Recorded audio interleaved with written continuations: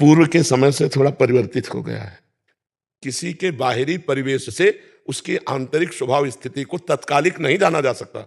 आदमी को पहचानना है तो उसके पास 24 घंटा कम से कम तो रहना पड़े। तो ऐसा नहीं कि सच्चे मार्ग के पथिक नहीं है, पर बहुत कम है। आजकल इस वेश का दुरुपयोग हो रहा है, इसीलिए हम तत्काल आपको सपोर्ट नहीं दिया, क्योंकि उसके लिए फिर बहुत बड़ी क्षमता चाहिए। यही साधु सेवा की भावना से गुरुजी से आदेश लिया उन्होंने कि हम साधु सेवा करेंगे। तो उन्होंने कहा साधु सेवा है कठिन, संतों को भगवान के समान समझकर सेवन करे तब लाभ मिलेगा, कभी उनके दोष दर्शन न करे। तो उन्होंने अपने गुरुजी के वचन पकड़ लिए। एक बहुत फ्रॉड आदमी था, वो देखता था इनके घर साधु महात्मा आते रहते हैं, साधु बन गए। तो वो गए उसके घर में, तो पैर धोया तो उसका यार या तो बहुत लाभ है। पैर धोए, खवाया पियाया, आराम से बैठा। अब वो कोई साधु था नहीं, फ्रॉड आदमी। तो उसकी दृष्टि ऐसी थी कि क्या ले जाऊं क्या।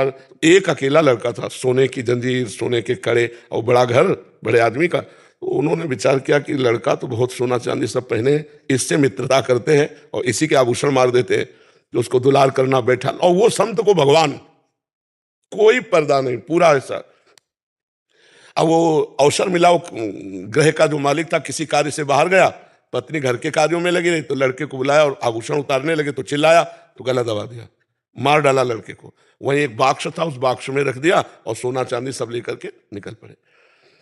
और जब निकल पड़े तो रास्ते में भगवान की लीला, वो आ रहे थे। तो उनका स्वामी जी आप अपमान हो गया क्या हमारी पत्नी के द्वारा, आप इतनी जल्दी क्यों चले आए, कोई त्रुटि हो गई क्या, सेवा में त्रुटि हो गई या आपका अपमान कर दिया, हम क्षमा चाहते हैं, आप घर लौट कर चलिए। अब वो चोर चोरी करके उनके होश उड़ गए। उनका नहीं स्वामी जी आपको घर चलना पड़ेगा, एक बार चलिए और आप प्रसाद पाइए और फिर आप चले जाइए। अब ना कह नहीं सकते, भक्ति का इतना उनका भाव था। वो गए, तो उनका लड़का कहाँ है। पत्नी ने कहा थोड़ी देर पहले स्वामी जी के पास ही खेल रहा था। तो उनका स्वामी जी लड़का कहाँ है। अब वो चुप, क्योंकि वो तो मार डाले। कहा स्वामी जी हम संतों को भगवान मानते हैं, आप हमारे भगवान हो, आप सत्य बोल दीजिए बिल्कुल निश्चल भाव से। इशारा किया, बॉक्स में मरा हुआ पड़ा है। कहा क्यों मारा, अगर आप हमसे प्रार्थना कर देते तो हम इससे भी ज्यादा सब कुछ दे देते, आप हमारे भगवान हो, कोई बात नहीं। ये रसिकानंद में आप पढ़ना है, चरित्र है। चरण उनके लिए और जल ऐसे डाला और हे भगवान मैं अपने गुरुदेव की आज्ञा अनुसार संतों को भगवान के समान समझता हूं।